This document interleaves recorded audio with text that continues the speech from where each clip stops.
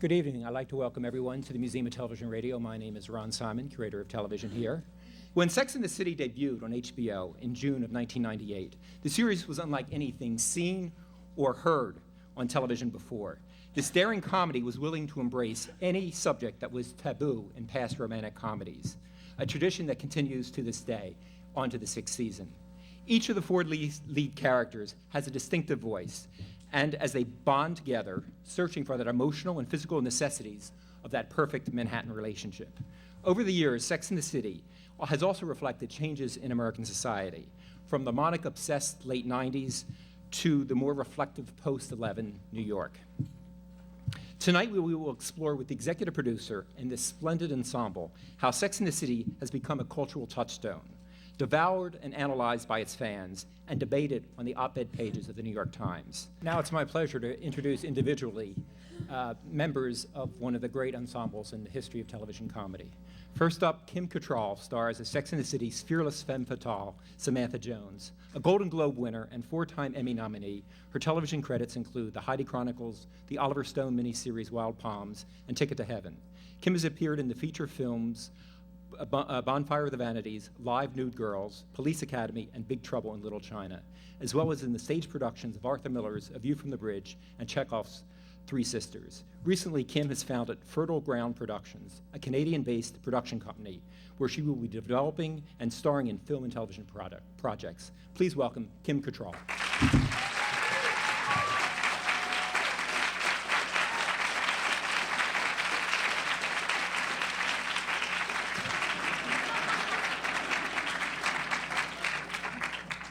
Kristin Davis plays Charlotte York, the charmingly demure member of the Sex and the City foursome.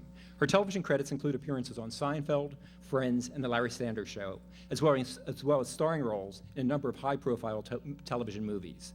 She received her breakthrough role when she was cast as the devious Brooke Armstrong on Melrose Place. She next stars in a TNT drama entitled Winning Season, opposite Matthew Modine. Kristin recently returned to the theater, appearing on stage twice last year, in Brave New World, a collection of original works commemorating September 11th, and on Off-Broadway in The Exonerated. Please welcome Kristin Davis.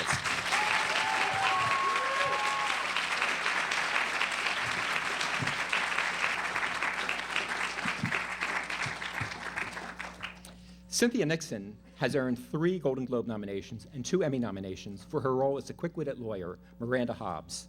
While she is a founding member of the drama department, an off-Broadway theater company, her Broadway credits are also very extensive. They include The Real Thing, Angels in America, and Indiscretions, for which she earned a Tony nomination. Cynthia recently returned to Broadway to star in the stage revival of the classic 1930s play, The Women. On television, she has been seen on HBO's Tanner 88, plus PBS's The 5th of July. Film credits include The Pelican Brief, Amadeus, The Manhattan Project, and Little Darlings, in which Cynthia made her film debut at the age of 12. Please welcome Cynthia Nixon.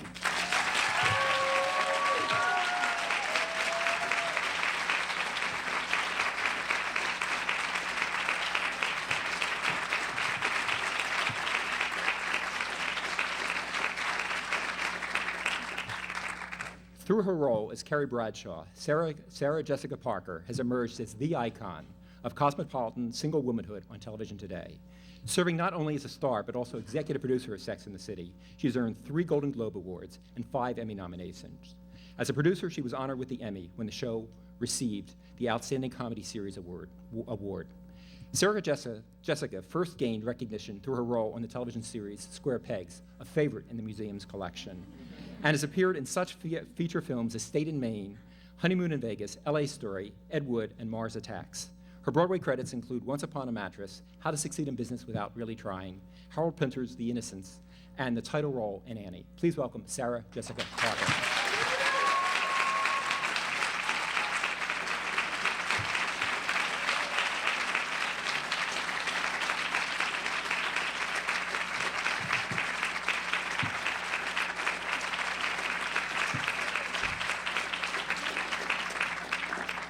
And finally, Michael Patrick King, who has been the leading creative contributor to Sex and the City since the series began.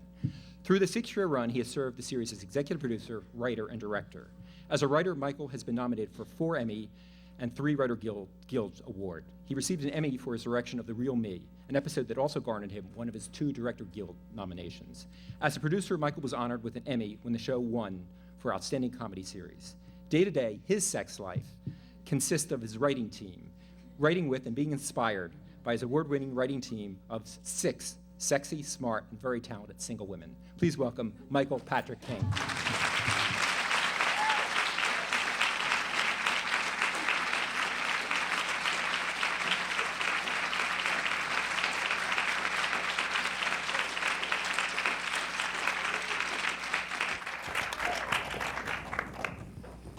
Well, welcome. And looking at Sex and the City, you see so many styles of comedy. You see sexual farce, you see slapstick, you see, heart-tugging romantic comedy. And just wondering, how do you put these styles together? And if you look at Sex and the City, now you try to do it every episode, you try to have a different style. It's one of the great gifts of trying to write the show is that it's allowed to be many different things, not only in the series itself, but in one episode. We have been lucky enough to span incredible romantic tragedy, romantic comedy, complete outrageously jaw-dropping, they didn't say that moments, coupled with relatable loyalty and girlfriend moments. And I think it's probably because it's on a kind of a rebellious station where they don't try to block it into you have to like these girls all the time or this has to be funny every minute. The first big treat for us was to take the laugh track away. That there was never a laugh track, so there was never a need to tell anyone this is now really funny and this is now really, really funny, and now you're laughing at home. I mean, we just let the audience decide. And my sister once, who lives in Pennsylvania, said to me she likes the show because it doesn't tell her, it doesn't push her to feel anything. So that's the luxury of doing the show, and it's just been a great evolution of writing talent and acting talent and producing talent that has allowed it to go like this over 6 years. It's truly one of the few things I've ever seen that grew and kept growing. Our actors, would you like to talk about so many different styles, the demands, the challenges you have when you're given scripts that you know from broad farce to tragedy in a way? Yeah, I think we all have the privilege of being able to address it because it's been without question, I think, the destination of the writers is to always make certain that that the women are complicated and funny and romantic and silly and whimsical and triumphant and disappointing, and so it's one of the reasons that I responded to the original pilot, but I never imagined that we would have this sort of time and to work for people where we have the luxury of really being able to explore it, and where all of the characters, despite what their definitions were on paper originally, to really grow and really become a people and hopefully relatable, but still working within the mind frame that is in fact meant to be a comedy. You talked about the pilot. One question I'd like to ask each of our actors. When you first read that script, could you talk about what you thought who the character was, and also what the audition process was like? Kim, do you want to start? No. Auditioning is painful. It's scary. I was first sent the script before Sarah was attached, and I had not read the book, and I sort of thought, this is really painful. This is about dating, which was a really scary time in most of our lives. And then it came back to me saying Sarah was attached, and I'm such a fan of Sarah's work, and I thought, wow, this could be really interesting. And then I found out that they weren't going to be shooting it in LA, which really made me happy. And because I thought, I'd gone to theater school, and it's very rare, as I'm sure all of us know, to be able to make a really good living and live in New York City. And then I had about 4 or 5 different lunches with Darren Star, because I had only done one other series, and I basically got to play the 3 unhappy sour notes over and over again. And his job for me was, and this was why I was reluctant, is that, as Sarah was saying, that these characters would continue to grow. If this series went 1 year or 2 year or ultimately 6 years, that we would constantly be getting to know these characters in a much more deeper, involved sense. And I actually, there was no way that he could guarantee that, but I finally said, I have an act of faith here, and I'm going to jump and go for it. And I remember the first read-through, which was really kind of exciting, because I got to hear the voices of the characters, even from that first read-through, so clearly, and how brilliantly it was cast, and there was chemistry. And I remember talking to Michael in the middle of the first season. I think it was, we talked about this, the baby, when we all went to Connecticut, we were all dressed in black, and we were going to a baby shower, and there was just something about that episode that we all kind of grew together. Yes. And I just remember that time where we were supposed to get in a car and none of us knew how to drive. But it was just, it did continue to grow, and I think it still does, and that's what's exciting about it. But the audition process always is horrible. I agree with everything she said. And for me, it was a little harder because Charlotte wasn't really in the book. She was just kind of mentioned. She was less in the book than the other three. And I also I wasn't in the book. Really? I No, thought you it was a were. culmination of like 2 or 3 characters. Right. I mean, really, the book was a starting off place. It wasn't the script, you know? So I knew Darren, and Darren always felt like I could be funny, and God bless him for that. And I went in, and I felt like I understood Charlotte, even though there wasn't a lot there. And later people would say to me, gosh, you know, in the beginning she wasn't really very written or developed, and you were just shocked. And I was like, well, in my head, I was very developed. I knew what I was doing, you know, but whatever. And that's part of the great part, as Kim said, is that it really was like the blueprint in a way, and then when we all came together, you could feel that there was something.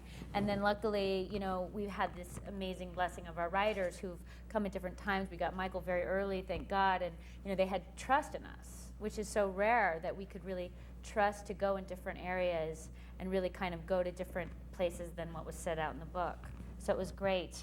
It was that leap of faith in the beginning, and then it panned out to be even better than we expected. When I originally went in, they read me for Carrie, and they saw quite soon that was not appropriate. And I'm not usually very proactive about getting jobs, but I really thought this is a job to get. Partly because it seemed so original. You know, the pilot script was so original. And also, I got to say, even more than that, the fact that it's shot in New York. I mean, that's just, you know. So I called my agent in a way that I don't usually, and I said, I will do any of those women. And I don't know if the rest of you feel this way, but when I read the pilot, it seemed like there were like 8 of us. I guess no one else feels this way, but I know you mean, any of those women, like it seemed like there were. I guess also because in the very beginning we used to have those little testimonies, the women on the street who would, in a nutshell, tell you. So it seemed like there were a lot of parts to choose from. I was like, any of those. Because it was so unusual to have a lot of women. A lot of women. I think this is true. Yeah. So, but then they you know, said I should come back in and read for Miranda, and my manager Emily, who's here tonight, who was my agent then, she was like, could you put on some makeup, maybe? Could you comb your hair? Could you try and look like you work in an office? It matters. And then they brought me back 1,000,000 times, and then they, you know, took me in front of the network, and then I didn't hear for months, and then finally I was about to take another job, and Emily stayed on the phone for like 24 hours, like, you're gonna lose her, you're gonna lose her, you're gonna lose her, and finally Darren buckled under the pressure, and he cast me. So. Oh, thank God. Well, I am a New Yorker. I was a New Yorker. I was actually familiar with Candace Bushnell's column in The Observer. Strangely and anonymously received a copy of her book. I don't know why. Maybe it was fortuitous. I got on a publisher's list, and in fact, my husband read it. I think only because there was the word sex in the title. Honestly, I don't know why he read this book. But there were certain things about it that I had mentioned to him in the past. This idea of she'd written some stuff that I thought was, you know, somehow relatable to him. Something about a bicycle boy. There were certain things that I thought were curious and interesting. And then I got this script, and I read it. And to be perfectly candid, I had never heard a voice like this. I had never imagined that people would write about women being so forthright and so candid. I mean, certainly, verbally and emotionally. There's just endless possibilities. I mean, she's living here in the city with these women as her close, intimate friends. And then there's New York, which is the greatest character that was ever written. And the buckets of potential and possibility for heartache and for victory and for love and literature and architecture. And then, of course, I was terrified and didn't want to do a series at all and had to be talked into it. But all this was here, and I was fairly easily talked into it. I was just reluctant for my own, neurotic reasons about working in television for long periods of time. It scared me. But, clearly I got over that. And then I just feel like I just stepped in the biggest pile of poo that ever was. Like, it was just great, good luck that I was asked to be part of this. And I'm so glad that many people pushed me to not be scared. Michael, you've been there since the beginning. Actually, HBO and Darren asked me to join after the pilot. And that moment that you're talking about, I watched the pilot. I thought the actresses were fantastic. Every single one of you a dream to work with. I thought the actresses were fantastic, and I was watching it to see whether I wanted to, if I could add anything, or if and I was supposed to be the guy who was going to add a comic boom to Darren's amazing storytelling and his sensibility and my sensibility together. And the moment where the door, when Big says absent blank and closes the door and she's left in the street like she got punched in the stomach, that moment made me go, oh, I don't know what that is, but I've never seen that before, and it's really interesting. And it's watching that spark, that little spark in the possibility. And I personally think that's why the show's been able to grow, is because we watch them like a hawk. We watch the sparks of what opens up, and then we chase that for a while. And it's all about finding these impactful, emotional things that you connect to, and then just trying to lay it into stories and stuff. But from the beginning, it was a great secret. We did, Darren and I laughed, and Jenny Bix, who's here, joined us on the first series, the first season. She wrote a script, but primarily it was Darren and I in a room saying, can we say that? And then if I made him laugh, we would put it in. We would assume that that's the test. If he snotted on his keyboard, then we would try to do it. And the very first table read, I remember when they were reading the cab scene. I remember every one of their faces as they were reading it, blushing. But that excitement of, I can't say this. I didn't blush. No. No, that's right. You never did. Never. Oh, they did. We're still blushing. Her and her, not these two. But the giggling and the ridiculousness of actually putting a voice to these thoughts and saying them out loud made the whole scene. Then when they filmed it, it was one of the very first scenes we filmed in the series. The tension created such a giggly tragedy of Wait, and do you remember importance. that we didn't want to say it? It 4 was o'clock. 4 o'clock in the morning. We were in that old cabin. Outside of I didn't Con want to Ed. say Yeah. it until we got there, like in rehearsal. I didn't want to say She it. was I was saving just it. She dreading didn't want it. to peek. I did. And then the first time when we said it, I said it wrong. Do you remember this? Because I couldn't say it. It was terrible. So, I mean, it was like, so from the beginning, it was just a big gamble. We would look at each other, and my first awareness that maybe something people were going to like was when HBO took all of our scenes from the episodes, from the editing room, and cut together a commercial, and it was just boom, boom, boom, boom, boom, and I thought, this might be funny to people.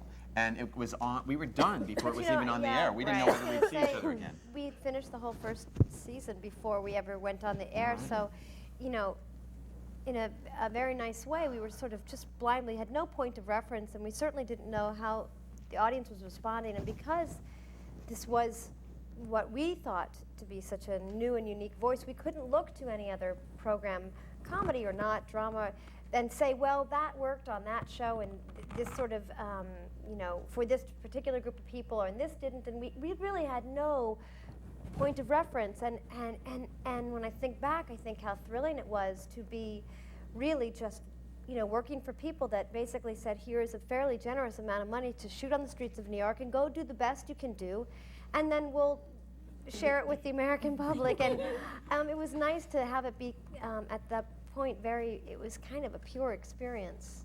You all mentioned your characters have grown over the years. Could you just talk about your individual character and what have been some of the changes from the very first season as to where we are right now? Okay, maybe Sarah should start. Okay. Oh, You start. You want to talk about card? Wait, be more specific again, because I'll go on and on for too long. Just some of the changes when we first met Carrie to where she is now. I just, let's see. Geez, she's had such so many. She's changed like people change over 6 years. The nature of series television is that you actually live a life, and because the writers have worked so skillfully to create what I think is such a fleshed out real person, even though it's in this somewhat heightened world, I feel like the changes are sometimes nuanced, and sometimes quite obvious to the naked eye. But it's sort of the way people change. Her choices have informed the person that she is today. She's made some serious mistakes. She's grown up. She's matured. She's taken a look at her life, and because she has these friends that allow her perspective, that give her perspective, and I think she's just changed the way women do. She's gone from, let's see, my character's 30. I'm 38. My character's the character's 38. That's as well. rare, I might add. Isn't that crazy? The characters have actually grown in time from the time they started, from 32 to 38. So that's a lot of time. There's a very important years in a woman's life, and I think for the most part we've shown them, and that's sort of our really endlessly is our goal, is to constantly do that. And so I could go on and on about the changes, but it's a life. It's actually just a life, and all that happens. You go. Did you think you'd be the first of the four to have a child and be a single mother? No, not at all. I mean, I didn't think any of us would ever have children. I didn't think any of us would ever get married. I mean, when those things happened, I was very stunned. I mean, it seems like the show was based on the idea that we were all, single and unattached, and, the men would come and go, but, the idea that any of us might ever really settle down or have a child, that seemed, I still haven't gotten over Charlotte getting married the first time. I mean, I'm really still stunned. We had that, and then there were 3 moments, and I'm still, crying a little bit from that moment. I mean, I would say that certainly Miranda's changed a lot, and I mean, I think, my mother always says about the show, I think my mother's sight is not all that good, and I think my mother always says, I like your show. All the women, they're so different, and they look so different, you always know which one is on the screen. I think she thinks there are a bunch of shows that all the characters sort of look whatever. And I think, Carrie aside, I think the 3 of us from the very beginning were really sounding our particular, instrument really loudly so that we would understand, this one is red, and this one is black, and this one is yellow. And I think we started out from that place, and we used to do all that. We still do somewhat, but we really used to do all that point, counterpoint stuff in the coffee shop, and we'd sound our little instrument. And I think that all 3 of us over the years, we've gone to, see the other side of each of our characters. I mean, I certainly with Miranda, she was always like the ferocious, angry one, who seemed a little scary, And I think that the main thing that's happened with Miranda is we've gotten to see that, that her bark is worse than, not only that her bark is worse than her bite, but that actually her bark is so ferocious because she has all these tender spots that she's trying to protect and not let anybody see, and that's why she's so So, it had certain advantage because I think when the show first started, people thought Miranda was really angry and really scary, and people wouldn't come up to me so much on the street because they were afraid of me. But they now see she's all gushy, and so they come up to me on the street. And Kristen's been married twice, and now you become Jewish too. So. Exactly, right? Many, I guess that should be like one of my big first things I say, which didn't occur to me, which is interesting. But part of I think what it is, it's hard for us because we're in it. Like what people say to me about Charlotte helps me remember. Oh, right, I used to be like that, or whatever. But because you forget. But you know, Charlotte, I think the great thing about Charlotte, are you okay down there? She's drinking my water. Outrageous. We're close like a family. Charlotte has very high ideals that were always being disappointed for many years, and in some ways that's still true. But I think the great thing is that I think that's a very understandable thing, and the thing that I love about her, she had very high standards, and she was going to achieve those things she wanted no matter what, which was great and a lot of fun to play, and you know, often much disappointment, you know, as you've all seen. But also that is part of being alive and having these hopes and being in this world that we're in and really trying to achieve this perfect picture she used to have. And you know, Michael said to me at the beginning of the year where I got married, he was like, you know what we're gonna do? We are gonna have you get those things and find out that they're not all that you know, that Charlotte dreams of. And I thought that was so brave and brilliant and wonderful, and so rarely seen, that a character who is so tunnel vision focused gets it and then it's empty. You know, it's not what she, you know, it was great. So once we went to that place, she just opened up all the stuff that I was secretly doing in my head the whole time, now got to be kind of out, you know, openly on her road of disappointment, and what does that mean, and having to go deeper and having to go under what the surface is. And that's really the nut of Charlotte, I think, and it continues in different ways, and now she's Jewish. And Kim? I don't think Samantha's changed at all. I just think we've all gotten to know what's underneath a lot more, and how scared she is of putting her heart out there. She's always telling everybody what to do, and she's been there and she's done that, but underneath it all, she's as scared as all of us are. So just within the 6 years, I think you've gotten to know her better, but I think that she's fundamentally the same, and now she likes younger men.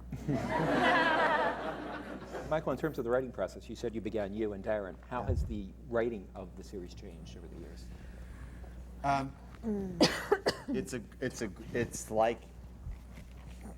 It's a very intuitive process. It's like you have a hunch and you follow it. Darren and I and Jenny Bix and Cindy Shupak were the first bedrock of the brain trust, I would say, for the show. I mean, each of us had something that was really interesting.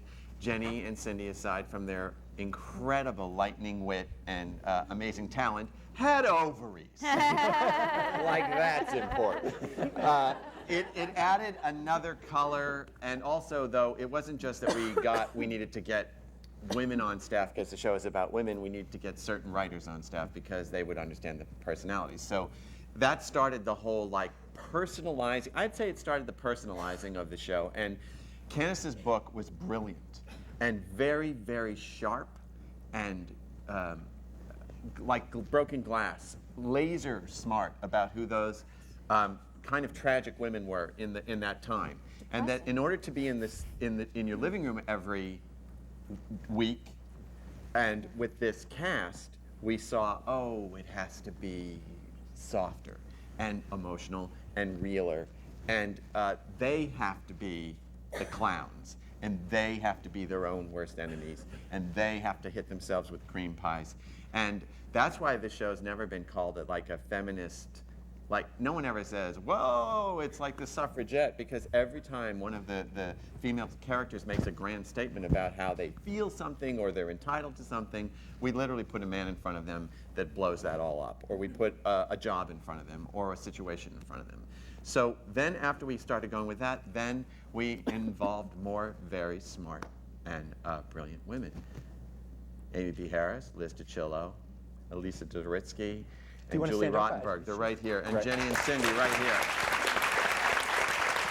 I think the mistake people make when they categorize our show as dirty or pornographic, which is like one of the waves of banners that we get thrown, is that there's nothing about our show that is done to titillate you.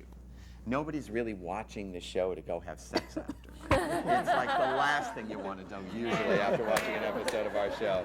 No. It's either about romance or humiliation or bravery or the war of trying to love yourself, you know, or all that mixed up. So it's been a really great experiment to figure out what these women are going to do every year, every week, every moment. And you mentioned there's the fifth character of Sex and the City, and it's the city, Manhattan. Could you just talk about what it's like to film in New York and just some of the stories?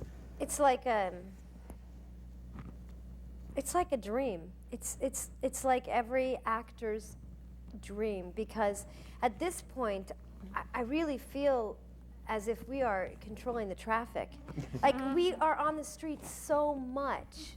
It's such an enormous part of the show. I mean, the show is impossible without this particular city at whatever time we're shooting it.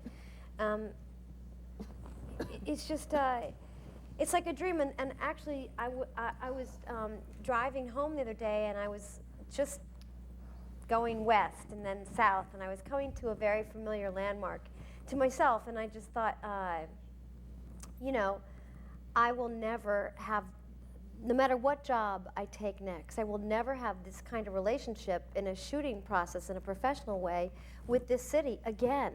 This is like the best courtship that ever was. And it's a city that is endlessly giving us story ideas, it changes its look, it goes, you know, what happened here 2 years ago absolutely informed the show and helped us hopefully be a better show, and it keeps feeding us, and it's really quite magical. It kind of buoys us up, don't you feel? Oh, yeah. Like, even within a day, like if we're having a really long day and we're out on the street, like something about the energy of the street and the people, and people talk to us all day, and by you know, twilight, yeah, you feel like you're stormtrooping. Absolutely. We're like kind of lifted up by the whole energy. The interesting thing about this year is it's going to be the first year that our season has not started in March and ended in August. So we'll have Christmas on Sex and the City, which personally is one of my favorite times in the city. It's just, we'll get to wear a lot of coats. We're very excited about the coats. It'll be the first time that when they're freezing, they'll be allowed to wear coats. Very exciting, very Because, I exciting. mean, we literally have run up and said, give me the coat, go! Thank you, HBO, for making the first public appearance of our Sex and the City team at the museum. Thank you for coming. Thanks for having us. Thank you very much.